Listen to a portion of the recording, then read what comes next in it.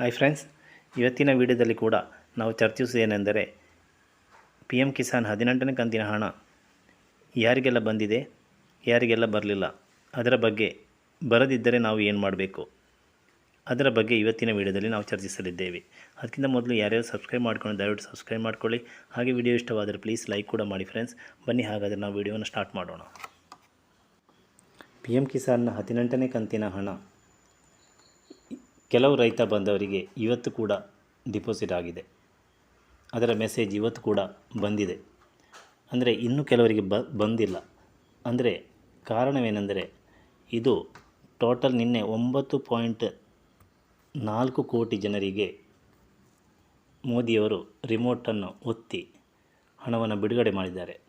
ಆದರೆ ಇದು ಎಲ್ಲ DBT ಮುಖಾಂತರ ಸೆಂಡ್ ಆಗುವುದರಿಂದ ನಿಧಾನವಾಗಿ ಆಗುತ್ತದೆ. ಅಂದರೆ ಒಮ್ಮೆಲೇ ಇಷ್ಟು ಅಕೌಂಟಿಗೆ ಹಣವನ್ನು ಸೆಂಡ್ ಮಾಡಿದರೆ ಸರ್ವರ್ ಫುಲ್ ಬ್ಲಾಕ್ ಆಗ್ಬೋದು. ಈಗಾಗಲೇ ಬಂದ ಮೆಸೇಜ್ ಏನೆಂದರೆ 1.80 ಲಕ್ಷ ಜನರಿಗೆ ಮಾತ್ರ ಹಣವನ್ನು ಬಿಡುಗಡೆ ಮಾಡಿದ್ದಾರೆ.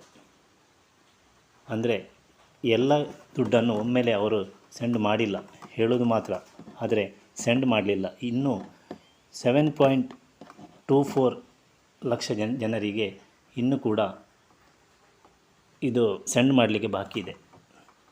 ಆದ ಕಾರಣ ಸ್ವಲ್ಪ ನೀವು ವೆಯ್ಟ್ ಮಾಡಲೇಬೇಕು. ಅಂದರೆ ಒಂದು ಮೂರು ದಿನ ಆದರೂ ಬೇಕಾಗುತ್ತದೆ. ಅಂದರೆ ಇವತ್ತು ಸಂಡೇ ಆದ ಕಾರಣ, ಮತ್ತು ನಾಳೆ ಕೂಡ ಸೆಂಡ್ ಮಾಡ್ತಾರೆ, ಮತ್ತು ಇದು ಮಂಗಳವಾರ ಕೂಡ ಸೆಂಡ್ ಮಾಡ್ತಾರೆ.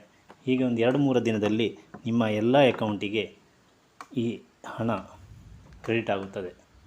ಅಂದರೆ ಯಾರ್ಯಾರ್ದು ಅಕೌಂಟಲ್ಲಿ ಪ್ರಾಬ್ಲಮ್ ಇದೆ ಅವರಿಗೆ ಮಾತ್ರ ಸ್ವಲ್ಪ ಭಯಪಡಬೇಕಾದ ಅಗತ್ಯವಿದೆ. ಅಲ್ಲದೆ ಯಾರಿಗೂ ಕೂಡ ಹೆದರಬೇಕಾದ ಅವಶ್ಯಕತೆ ಇಲ್ಲ. ಇನ್ನು ಅಕೌಂಟಲ್ಲಿ ಅಂದರೆ ಸ್ಟೇಟಸ್ ಚೆಕ್ ಮಾಡುವಾಗ ನಿಮ್ಮಲ್ಲಿ ಪ್ರಾಬ್ಲಮ್ ಇದ್ದರೆ ಅದನ್ನು ಕೂಡ ನೀವು ಸರಿಪಡಿಸಿಕೊಳ್ಳಬಹುದು.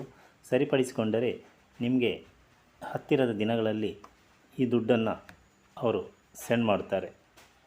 ಆದಷ್ಟು ಬೇಗ ನೀವು ಹತ್ತಿರದ ಆನ್ಲೈನ್ ಸೆಂಟ್ರಿಗೆ ಹೋಗಿ ಯಾಕೆ ನಿಮ್ಮಲ್ಲಿ ಈ ಹಣ ಬರಲಿಲ್ಲ ಎಂದು ಚೆಕ್ ಮಾಡ್ಕೊಳ್ಬೋದು. ಲ್ಯಾಂಡ್ ಸೀಡಿಂಗ್ ಇರ್ಬೋದು, ಆಧಾರ್ ಸೀಡಿಂಗ್ ಇರ್ಬೋದು, ಬ್ಯಾಂಕ್ ಅಕೌಂಟ್ನ ಪ್ರಾಬ್ಲಮ್ ಇರ್ಬೋದು, ನಿಮ್ಮ ಹೆಸರಲ್ಲಿ ಪ್ರಾಬ್ಲಮ್ ಇರ್ಬೋದು.